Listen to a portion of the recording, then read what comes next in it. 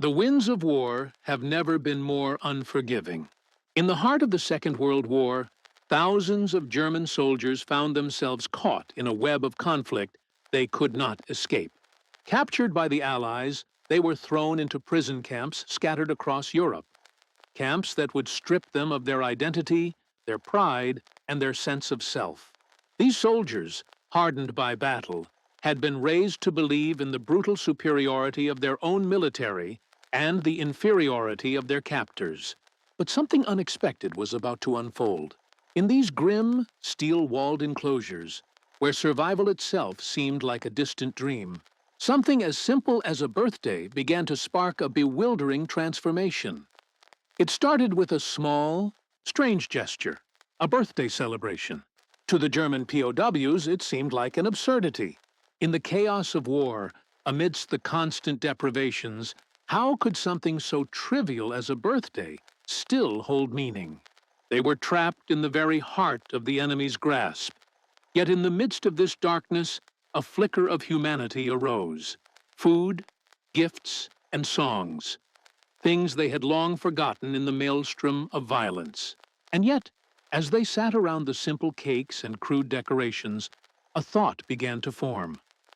Why were they celebrating life in a place designed for death? Were their captors showing a kindness that they had never expected? And if so, what did this mean for everything they had believed about their enemies? The year was 1941, and the world had already been engulfed in the flames of the Second World War for 2 years. For Germany, victory was within reach. At least, that was what the propaganda machine told its people. On the battlefield, the Wehrmacht advanced rapidly through Europe, while Adolf Hitler's iron grip tightened across the continent. At home, the idea of the Germans as a master race, destined to rule over lesser peoples, was ingrained in the very fabric of their military and civilian life. This ideology was not just political rhetoric.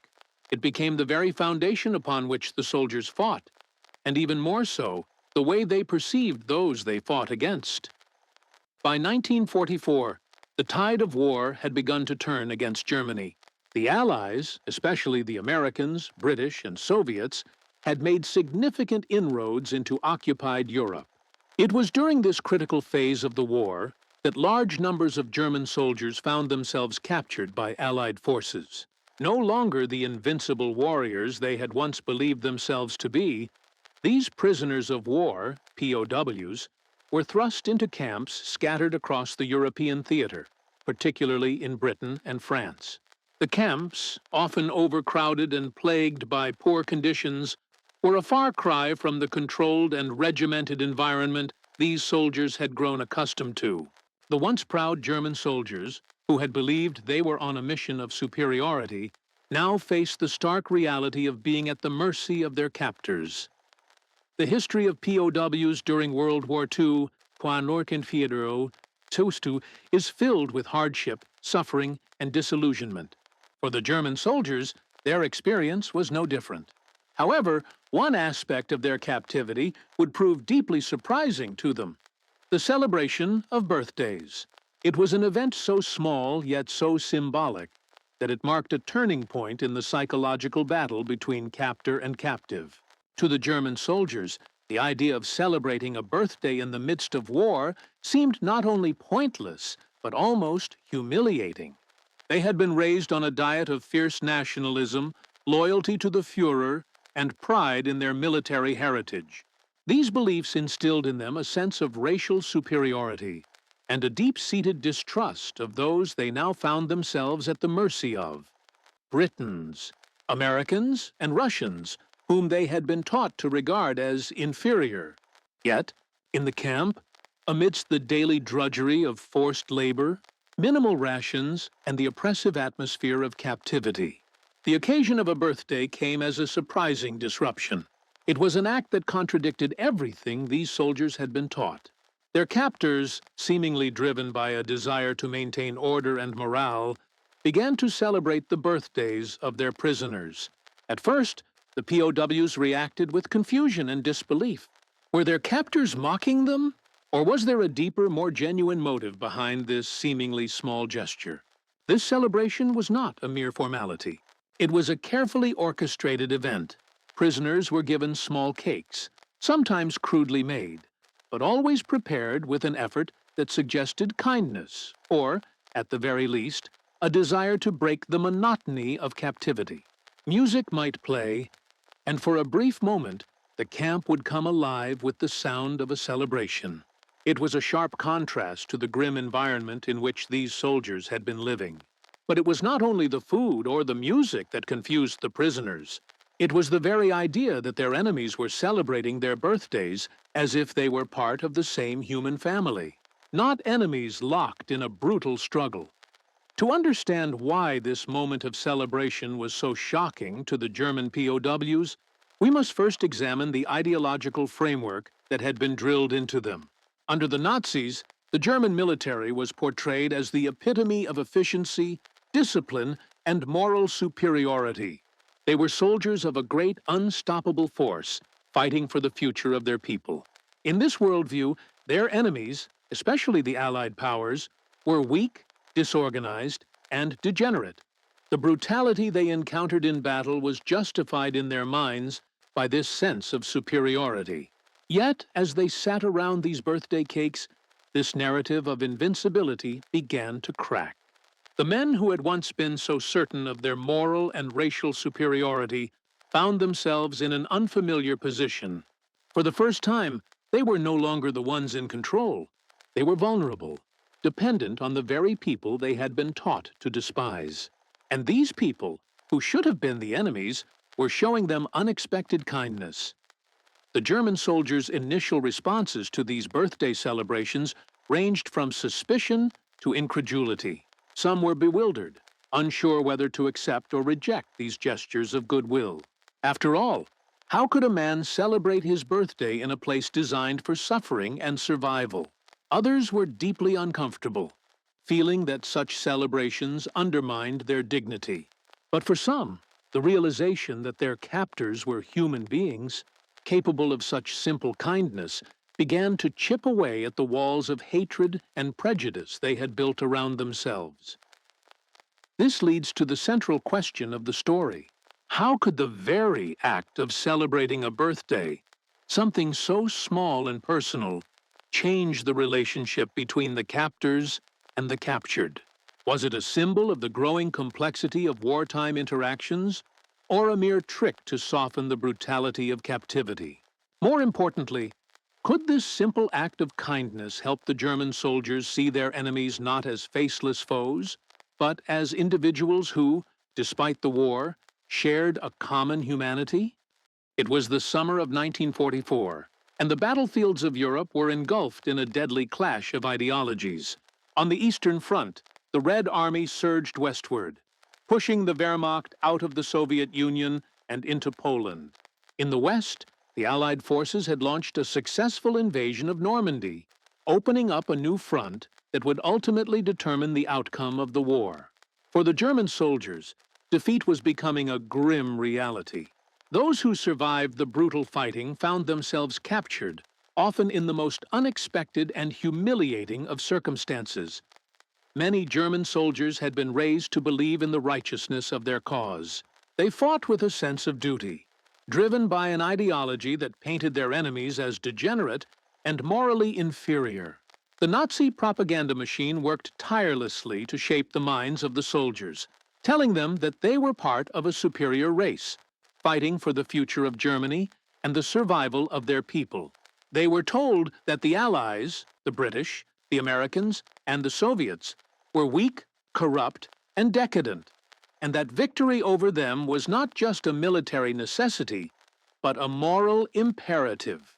This belief in their superiority was instilled in the soldiers from an early age, through the harsh training of the Wehrmacht and the relentless stream of propaganda that permeated everyday life.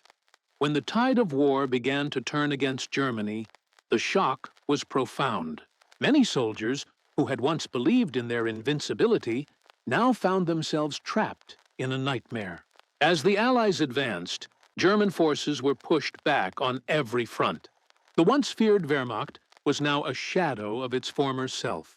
struggling to hold its ground against the overwhelming might of the Allies. The collapse of Nazi Germany was imminent, and with it came the realization that many of these soldiers would be captured and taken prisoner. For those who were captured, the experience was one of immense confusion and disorientation. They had been trained to see their enemies as less than human, as obstacles to the triumph of the German cause. Now, they found themselves at the mercy of the very people they had been taught to despise. Their initial reactions were a mixture of fear, anger, and disbelief. How could this be happening to them? How could the tide have turned so drastically? These were questions that raced through the minds of the soldiers as they were marched away from the battlefield and into the hands of their captors. Upon entering the POW camps, the German soldiers were confronted with the harsh realities of captivity. The conditions were far from what they had been prepared for. Unlike the organized, regimented life they had known in the military, the camps were chaotic and overcrowded. The prisoners were given little more than the barest necessities to survive. Food was scarce, and the quality of what they did receive was often poor.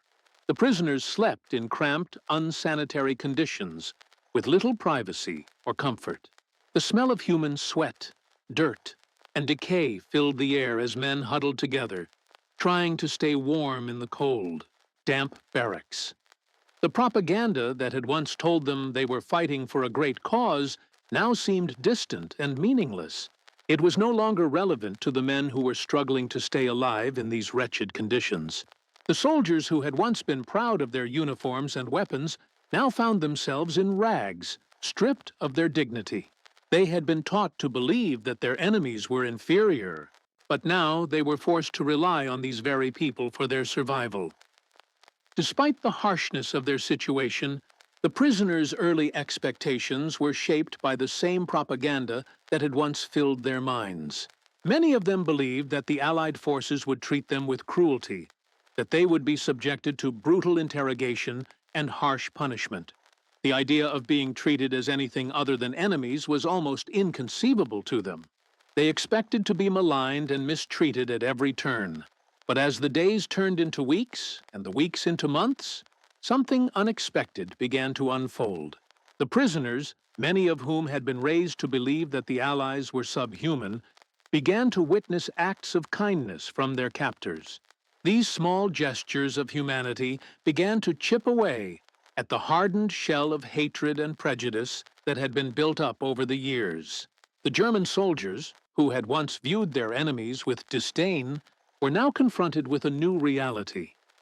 The men they had been taught to despise were not so different from themselves. At first, these acts of kindness were small and insignificant. A guard might offer an extra slice of bread, or a camp commander might allow the prisoners a few moments of rest after a long day of forced labor. These were simple acts, but they were enough to make the German soldiers question their preconceived notions. They had been raised on a steady diet of propaganda, and now they were beginning to see their captors not as brutal enemies, but as human beings. The prisoners began to realize that the Allied soldiers, despite being their captors, were not the monsters they had been led to believe. This realization, while small at first, would set the stage for a much larger transformation, one that would shatter the prisoners' worldviews and force them to confront their own prejudices. As the days went on, the German POWs began to notice more signs of humanity from their captors. They would receive letters from home, expressing concern for their well-being, or hear stories of the hardships their families were enduring. In the camp, there was a strange atmosphere of civility that contrasted sharply with the brutal fighting they had left behind. And in this odd, contradictory space, a strange event began to unfold, one that would further challenge their expectations: the celebration of birthdays. As the days in the POW camp wore on, the German prisoners began to confront an undeniable truth. Their captors were treating them differently than they had expected. The Allied forces, who had been depicted in Nazi propaganda as barbaric and uncivilized, were, in reality, showing them an unexpected form of humanity. For the prisoners, this was the first of many shocks. The realization that their enemies were capable of kindness, of decency, was something they struggled to reconcile with the narrative they had been taught their entire lives. But the most shocking moment came when one of the guards, a British soldier, approached one of the prisoners and asked a question that seemed utterly absurd. "When is your birthday?" For a moment, the German POW stared at him in disbelief. How could this man, the very embodiment of their enemy, ask such a question? Birthdays had long lost their meaning in the chaos of war, and even more so in the brutal reality of captivity. But the guard persisted, gently inquiring about the date, and to the astonishment of the prisoner, the guard promised to do something special for the occasion. At first, the prisoner thought it was some sort of cruel joke. Surely, no one in a POW camp could think of celebrating anything, least of all something as personal as a birthday. But when the day arrived, something unexpected happened. The prisoner was presented with a small cake. Nothing extravagant, but a cake nonetheless.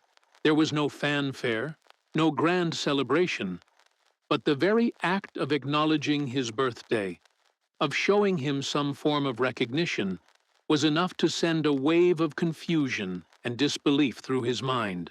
How could this be? How could the very men who were holding him captive, who had been trained to see him as an enemy, treat him with such humanity?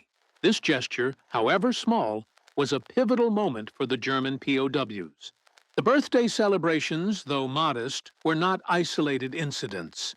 They became a strange, recurring event in the camp. Each time a prisoner's birthday came around, a similar scene would unfold.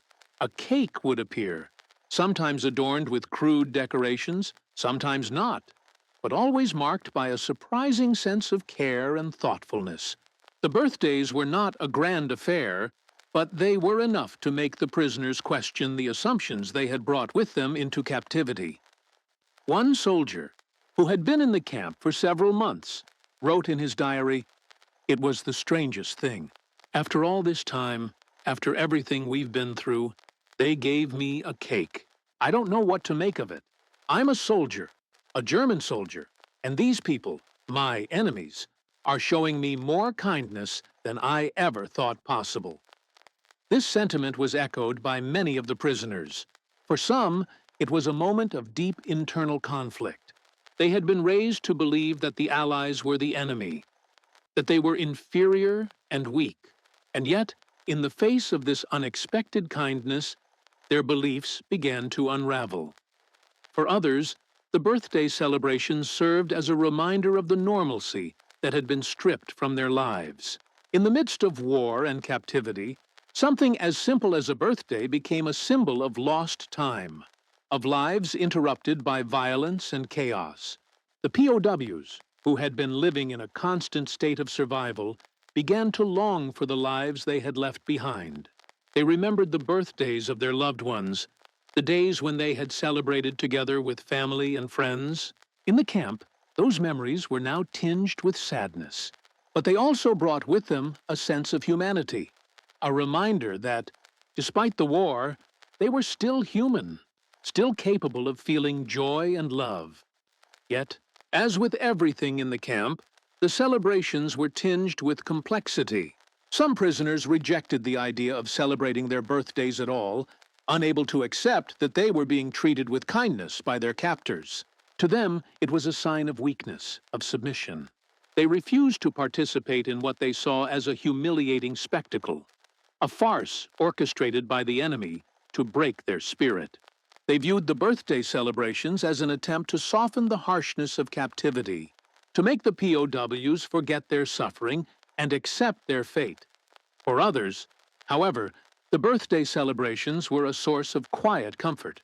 They took solace in the fact that, despite the war, the human spirit could still endure.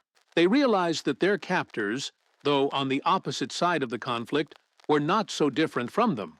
In the simplicity of the birthday cake, in the shared moment of humanity, there was a recognition that the enemy was not faceless or monstrous. They were just men, much like themselves, caught in the same terrible war.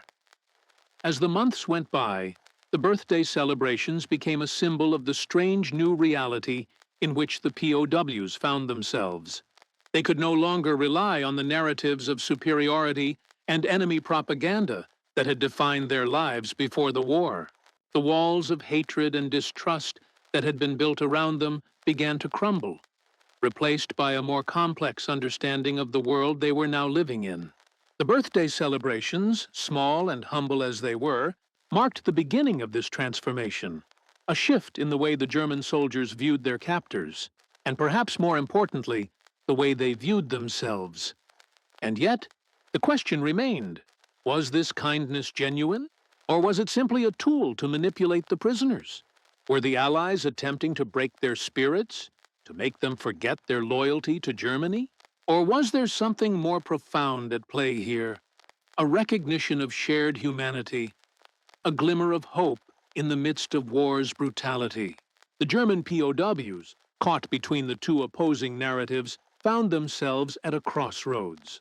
The birth of this strange tradition of celebrating birthdays marked the beginning of a new chapter in their captivity, one where the lines between enemy and friend began to blur, and where the true meaning of humanity would be tested in ways they never expected. As the weeks turned into months, the contradictions within the POW camps deepened. The prisoners, who had been led to believe that the Allies were nothing more than faceless enemies, found themselves increasingly caught between their old ideologies and the new realities they were experiencing in captivity. Birthdays, once dismissed as a meaningless event, had become symbols of the larger contradictions they were encountering. But these contradictions did not end with the small, occasional celebrations. They began to unravel the very fabric of their understanding of war, captivity, and humanity itself. The first shift in perception came with the realization that the conditions in the camp, while difficult, were not as brutal as they had feared. The food was sparse, but it was not poisoned or rancid, as Nazi propaganda had depicted the Allied forces. In fact, many prisoners found themselves surprised by the efforts made to provide them with adequate nutrition, even if it was meager by their previous standards. The bread, though hard and dry, was at least bread. The soup, though watery, provided some warmth and sustenance. It was a far cry from the starvation tactics they had been warned about, where they expected to be treated as less than human and left to die slowly. In fact, as they spent more time in the camps, the prisoners began to notice a level of care they had never expected from their captors. One prisoner, a soldier from a small town in southern Germany, wrote home in one of his rare letters, "I was prepared for cruelty, for harshness, for being treated like an animal. But here, the guards give us food each day. It's not much, but it's food. It's strange. The British soldiers, with their accents and their strange ways, are nothing like the monsters we were told they were. They even try to make sure we get enough to eat." The confusion in his words was palpable. The narrative he had been taught, of the Allies being ruthless and morally bankrupt, was being shattered by his own daily experiences in the camp. But food was not the only contradiction that began to surface. The prisoners were also struck by the humane treatment they received in terms of housing and medical care. The barracks were overcrowded, and the conditions were certainly not luxurious. But compared to the horror stories they had heard, they were almost livable. The floors were wooden, and while the beds were simple, they were not straw-filled sacks on the ground as they had expected. In many camps, there were even rudimentary sanitation facilities, which was a stark contrast to the degrading conditions they had feared. For some prisoners, the medical care they received was another revelation. The British, American, and Canadian doctors did their best to tend to the wounded, the sick, and those suffering from malnutrition. In the early days of captivity, the German POWs had assumed that their captors would simply let them suffer. But the reality was far more complicated. Wounded soldiers were patched up, and those who fell ill were given treatment, even if it was basic. One prisoner, a young man in his early 20s, recalled an experience in his journal. "I was struck down with fever and coughs for several days. I thought I would die here in the hands of the enemy, but a doctor came to my bunk, a kind man with a gentle voice. He gave me medicine, and I felt the fever break. It was the strangest thing, being healed by the very people I had been told to hate. These moments of care and kindness were unsettling for the German soldiers. They had been taught to believe that the Allies were barbaric and incapable of showing mercy. They had been raised on stories of the enemy's cruelty, but what they encountered in the camp contradicted those stories. It was an uncomfortable realization that the men who had fought against them, the men they had been trained to despise, were, in some ways, more compassionate than they had been led to believe. It left them questioning everything they had been taught. Were the Allies truly evil, as they had been told? Or were they just people caught in the same destructive war, struggling to survive just like the Germans? The contradictions did not end with food, housing, and medical care. As the months went on, the prisoners found themselves engaging in unexpected interactions with their captors. It started with small gestures, an occasional smile from a guard, a nod of acknowledgement as they passed in the camp. But gradually, these interactions deepened. The guards, despite their role as captors, began to show an increasing level of empathy toward the prisoners. They would exchange brief words, even laugh at jokes, and sometimes sit together in silence, sharing a moment of humanity that was completely unexpected. One incident that left a lasting impact on the POWs occurred when a group of prisoners was assigned to work in the camp's kitchen. One of the British soldiers, seeing a group of exhausted men, decided to help them by allowing them to rest during their work shift. A prisoner later wrote in his diary, "I couldn't believe it. We were supposed to be enemies, but here they were, offering us rest, food, and even a word of encouragement. We had been taught to see these men as subhuman, and yet, in that moment, they were the ones showing us what it meant to be human." These moments of connection, of shared experiences, further blurred the lines between captor and captive. It became increasingly difficult for the prisoners to maintain the mental walls that had once separated them from the enemy. They began to realize that their captors were not so different from themselves. In the shared language of suffering, the shared daily routines, and even in the quiet exchanges, something changed. The enemy was no longer faceless. They were people with families, hopes, and dreams, just as the prisoners had once been. This shift in perception was not without its challenges. For some prisoners, the growing sense of camaraderie with their captors was a source of shame and guilt. How could they, as German soldiers, allow themselves to feel gratitude or compassion toward those they had been taught to hate? How could they reconcile their role in the war with the kindness they were receiving from their enemies? These internal struggles led to significant emotional tension and conflict. Some prisoners tried to suppress these feelings, choosing to ignore the human connection they were developing with their captors. Others, however, began to embrace this new reality, seeing it as a glimmer of hope in the darkness of captivity. But despite the growing emotional complexity, one thing remained constant: the birth of the birthday celebrations in the camps. They had begun as a strange, unexpected event, but over time, they became a symbol of something much larger.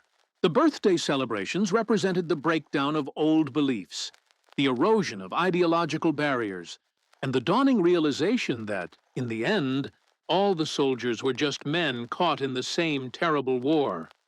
The prisoners were left to wrestle with their growing empathy for their captors. They had been trained to see the world in black and white terms, to view the Allies as the enemy, as inferior beings. But the events unfolding in the camp were forcing them to reconsider everything they thought they knew. The question lingered: could humanity really survive in the midst of such inhumanity? And if so, what did that say about the world they were living in? As the German POWs continued to experience the unexpected kindness of their captors, the conflict within them grew. The seeds of doubt, planted by the birthday celebrations and small acts of humanity, began to sprout into a deeper realization. The war, the ideology, and the propaganda they had lived by were crumbling. Their captors, once imagined as nothing more than brutal enemies, had shown them compassion, dignity, and empathy. Now, The prisoners were faced with a profound internal crisis, one that would culminate in a dramatic turning point in their captivity. In the final months of the war, as the Allied forces advanced closer to the heart of Germany, the situation in the camps began to change. The German soldiers had known for some time that the end of the war was near, but the realization of their defeat, was both terrifying and liberating. The steady trickle of news about the crumbling Third Reich, the failed offensives, and the Allies' relentless march created an atmosphere of despair, but also of a strange kind of hope. The POWs had always believed that they were fighting for something greater than themselves, but now they were forced to confront the possibility that the ideals they had been taught were a lie. The collapse of the Nazi regime had begun to shatter the illusions that had held their world together for so long. It was during this uncertain period that the final and most significant birthday celebration took place. In one of the camps, the event was not just a mere commemoration of a prisoner's birthday, but a symbol of everything that had changed within the camp. On this occasion, the guards did something remarkable. They organized a gathering of prisoners from all backgrounds, not just for a simple cake and song, but for a real celebration of life, of survival. The guards, who had always been distant and professional, participated alongside the prisoners. It was an act of solidarity that shook the prisoners to their core. For many of the POWs, this was the moment when everything shifted. In the midst of the war's closing stages, where the harsh reality of defeat and destruction was ever present, the simple act of celebrating life became a symbol of resistance, not against the enemy, but against the war itself. It was an acknowledgement that, even in the darkest of times, humanity could prevail. It wasn't just about surviving the war anymore, it was about embracing what little humanity remained within it. The transformation was not just psychological. It was emotional, moral, and deeply personal. The prisoners who had once been steadfast in their hatred of the Allies, who had internalized the propaganda and believed in their superiority, now found themselves questioning everything they had been taught. The men who had once seen their captors as the embodiment of evil now recognized the complexity of their humanity. The walls that had separated them, walls of hatred, fear, and prejudice, began to fall brick by brick, until all that remained was a shared experience of suffering, survival, and, oddly enough, celebration. For one prisoner, the shift was especially poignant. He had been one of the most vocal in his disdain for the Allied forces, holding firm to the belief that the German military was invincible. But during this final birthday celebration, something changed within him. He later wrote in a letter to his family, "For the first time since I was captured, I saw the enemy as they are, human. They too are afraid, they too suffer, and they too desire peace. I no longer see them as monsters. We are all just men, caught in this hell of a war. And perhaps, in the end, we all want the same thing." This letter was not unique. Many prisoners expressed similar sentiments, their words marked by a newfound understanding and a deep sense of moral reflection. They had come to terms with the fact that the war had been fought not just on the front lines, but in their hearts and minds. The war, with all its violence and hatred, had shaped them into soldiers, but it was also forcing them to reconsider what it meant to be human. In this moment, they realized that they were not defined by their uniforms, their nationality, or their allegiance. They were defined by their ability to show compassion, to extend kindness, and to understand the enemy as a fellow human being. But even in this moment of transformation, the war was not over. The German POWs knew that their future was uncertain. Would they be liberated? Would they return home to a country destroyed by defeat? Would they face retribution for the crimes committed by the Nazis? The questions loomed large, but there was one thing they knew for sure. They had changed. They were no longer the same men who had entered the camp months or years earlier. The propaganda that had once shaped their worldview was now a distant memory. replaced by a more complex, nuanced understanding of the world. And as the war drew to a close, the final days of captivity were marked not just by fear of the unknown, but by a strange sense of peace. The birthday celebrations, the shared moments of humanity, had altered the relationship between captor and captive. What had started as a simple act of kindness had grown into something much larger. The guards, once seen as enemies, were now fellow human beings, struggling to survive just as the prisoners were. The boundaries between them had been blurred, and the emotional distance that had once separated them was gone. In those final days, the prisoners found themselves not only questioning the propaganda that had shaped their lives, but also rethinking their entire understanding of war. They realized that, in the end, it was not the ideologies, the uniforms, or the flags that defined them. It was their humanity. And in that humanity, they found not just survival, but redemption. The war, as it always does, eventually came to an end. The German POWs were liberated or repatriated, and the world began to rebuild after the devastation of the conflict. For many of these men, returning home was bittersweet.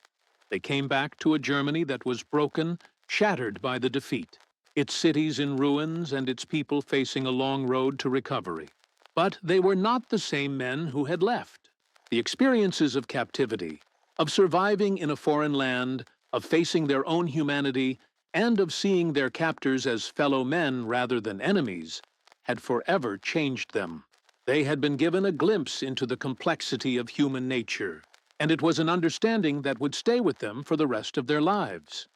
The legacy of these birthday celebrations continued to echo in the minds of the former POWs, many of whom carried the memory of those moments of unexpected kindness long after they had returned to their homes.